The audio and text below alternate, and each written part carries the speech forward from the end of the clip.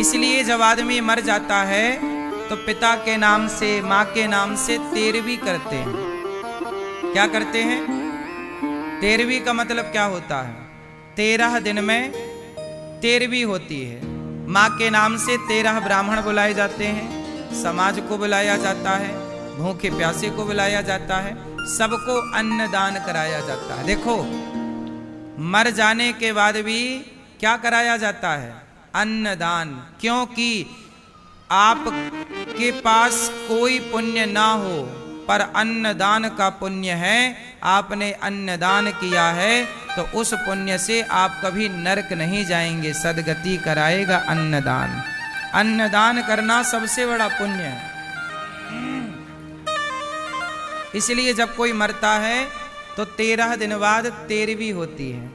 अच्छा, 13 दिन बाद ही क्यों होती है? मरने के तुरंत क्यों नहीं होती? सूतक होता है, फिर साफ सफाई होती है, फिर अस्थियों का गंगा में विसर्जन होता है, फिर वो गंगा जल से घर में छिड़काव होकर के शुद्धि कहते हैं, जैसे साफ शुद्धि कहते हैं। फिर गंगा जल का, गंगा जली का पूजन होता है। फिर समाज को बुलाकर खवाते हैं। फिर 13 दिन बाद 13वें दिन, जिसे 13वां कहते हैं, कहीं कहीं 12वां भी होता है। 12वें दिन में भी 13वीं होती है, उसे 12वां कहते हैं। तो परंपराएं अलग अलग जगह की अलग अलग हैं। 12वां और 13वां हमारे यहाँ कहते हैं 13वीं, और अगले साल उसी तिथि पर बरसी होती है, जिसे 12वां बोलते हैं, एक साल बाद। तो 13वीं 13 दिन बाद ही क्यों होती है, ये सवाल खड़ा हुआ। तो सुनो, इसका भी एक कारण है। जब आदमी मरता है तो मरने के बाद उसका तुरंत हिसाब नहीं होता। 13 दिन बाद कुछ समय तो उसे यमपुरी जाने में लगता है। अच्छा, आपको क्या लगता है जब आदमी मरता है तुरंत मर जाता है? नहीं। आपको एक बात बताएं, जब आदमी मरता है तो तुरंत नहीं मरता। डॉक्टर ने कहा कि मर गया, लेकिन अभी भी वो मरता नहीं है। पता है आपको? हमारे प्राण शरीर से निकल करके मस्तिष्क में चले जाते हैं। इसलिए कई बार आपने सुना होगा कि जिसे डॉक्टर ने मृत घोषित कर दिया, वो शमशान ले जाते हाथ पांव हिलने लगे, मतलब जान आ गई। जिसे डॉक्टर ने प्रूफ कर दिया था मर गया, डेथ सर्टिफिकेट बन गया, फिर भी वो जिंदा हो गया। बोलो हाँ, ऐसा हुआ कि नहीं? कभी होता है। क्यों होता है? क्योंकि जब आदमी मरता है तो वो मरता नहीं है, उसके प्राण ब्रह्म रंध्र में चले जाते हैं। मरना कब बोलते हैं? जब उसका अंतिम संस्कार हो जाता है। इसलिए हमारे यहाँ कपाल मोचन क्रिया होती है। मरे हुए, मतलब चिता पे जब आदमी जलता है तो उसका सिर फोड़ करके घी डालते हैं। हाँ या ना? कपाल मोचन क्रिया कहते हैं उसे, जिसे अंतिम संस्कार कहते हैं। अंतिम संस्कार किसे कहते हैं? क्यों भैया? चिता पे जलाना ये अंतिम संस्कार नहीं है। चिता पे जलते हुए जब आधा जल जाता है तब उसका कपाल मोचन होता है, सिर फोड़ करके और घी डाला जाता है, उसे कहते हैं अंतिम संस्कार। आप लोगों को यही पता होगा ना कि चिता पे जलने को अंतिम संस्कार नहीं। अंतिम संस्कार वो है जो आखिरी प्रोसेस है, कपाल फोड़कर घी डालना। क्यों? क्योंकि अच्छा ये बताओ, खोपड़ी क्यों फोड़ी जाती है? उत्तर दो। मुर्दे की खोपड़ी क्यों फोड़ी जाती है? जलते हुए ना चिता पे। आप में से कितने लोगों के यहाँ परंपरा है कि चिता पे सिर फोड़कर उसमें घी डाला जाता है? किसके यहाँ ये परंपरा है? चलो बताओ क्यों है? नहीं जानते? सुनो, कहते हैं कि यदि खोपड़ी फोड़ी ना जाए, साबुत खोपड़ी मिल जाए किसी की, तो साबुत खोपड़ी यदि मिल जाए तांत्रिकों को, एक तांत्रिक लोग होते हैं। कौन लोग होते हैं? तांत्रिक लोगों को यदि खोपड़ी मिल जाए तो वो उस खोपड़ी से ना तंत्र विद्या साधते हैं। जैसे आपने अपने दादाजी को जला दिया और जला के आ गए, लेकिन वो खोपड़ी थोड़ी जलती है।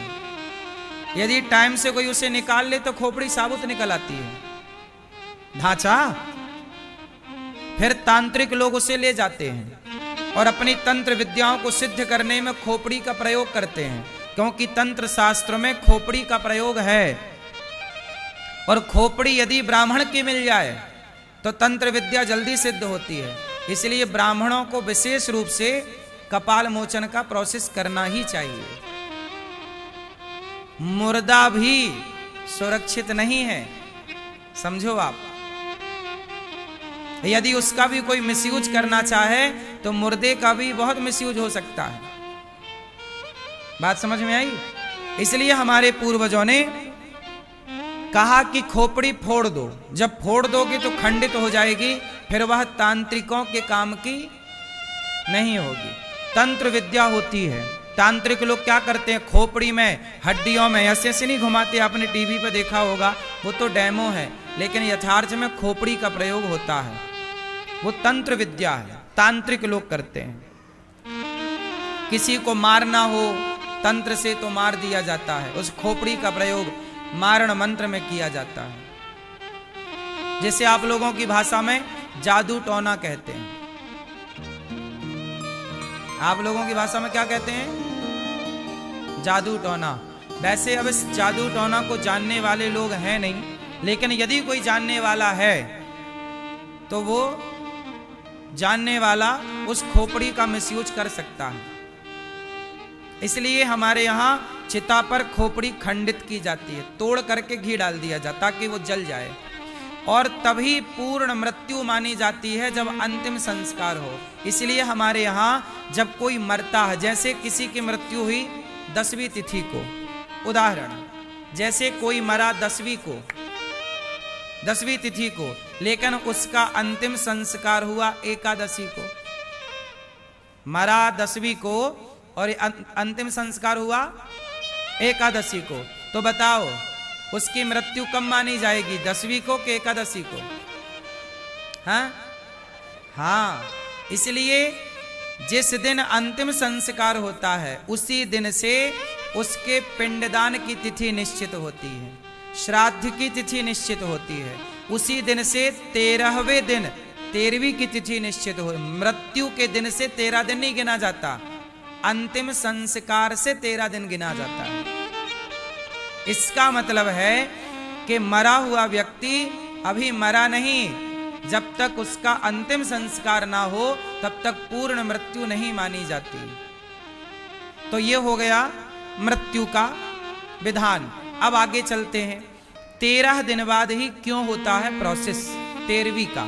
इसका कारण है कि जब आदमी का अंतिम संस्कार होता है तो अंतिम संस्कार के बाद जैसे आदमी की 13वीं अग्नि हो गई, चिता पे जल गया, तो कहते हैं चिता पे जलने के बाद 13 दिन तक वह प्राणी वही होता है आसपास। यमदूत उसे शरीर से तो निकाल कर ले जाते हैं, पर वह वहीं भटकता रहता है। क्यों? क्योंकि यमराज यमदूत उसे ये दिखाना चाहते हैं कि देख, जिस परिवार के लिए तू रोता रहा, परेशान होता रहा, अब वो परिवार देख, तेरे बिना तू कहता था कि मेरे बिना क्या होगा, देख तेरे बिना सब हो रहा है कि नहीं। जिस अभिमान में तू जीता था, आपको क्या लगता है मेरे बिना क्या होगा, मेरे बिना क्या होगा? अरे भाई साहब, तुम आराम से मरो, सब बिंदास होगा। क्या रुका है? किसका रुका है? किसी का रुका हो तो बताओ। हम इस झूठे घमंड में रहते हैं कि हमारे बाद क्या होगा, सब बढ़िया होता है। तो वो आदमी 13 दिन तक वहीं रहता है, सब देखता है। इसीलिए आपने देखा होगा हमारे यहाँ जब आदमी मर जाता है तो उसके नाम का घट बांधते हैं। क्या बांधते हैं? अब देखो आज के जमाने में ना ये परंपराएं नष्ट हो गई। अब क्या है, आदमी को जल्दी होती है। आजकल तो आदमी 3-4 दिन में 13वीं कर लेता है। आज शहरों में तो 13वीं भी 4-5 दिन में हो जाती है, और 13वीं और बरसी एक साथ कर लेते हैं। मतलब आजकल बच्चों को बिल्कुल टाइम नहीं है, 3-4 दिन में ही सब खत्म। हाँ या ना? तो आजकल लोग मनमाना चल रहे हैं। अब शास्त्रों से कोई लेना देना किसी को नहीं, जो अच्छा लग रहा है लोग वो करते हैं, मनमाना आचरण।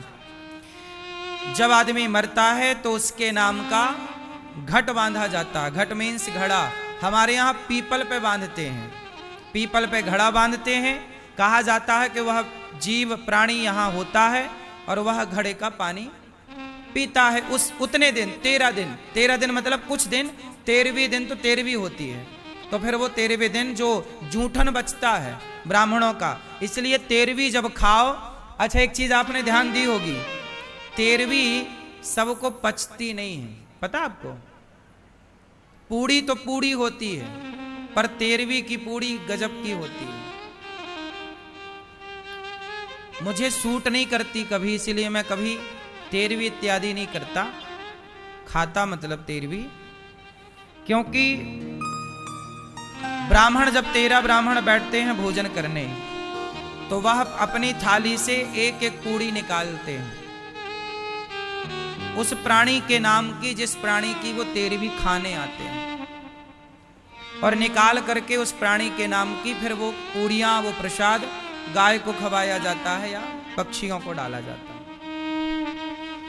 तो कहते हैं 13 दिन तक वो वहीं रहता है। 13वें दिन को जो ब्राह्मण खाए वो सारा पुण्य लेकर के जाता है। वो पुण्य के साथ यमराज उसका हिसाब किताब करते हैं। उस हिसाब किताब के बाद उसका पुण्य हुआ तो मोक्ष मिला या स्वर्ग मिला, गलत काम थे उसके ज्यादा तो नरक मिला।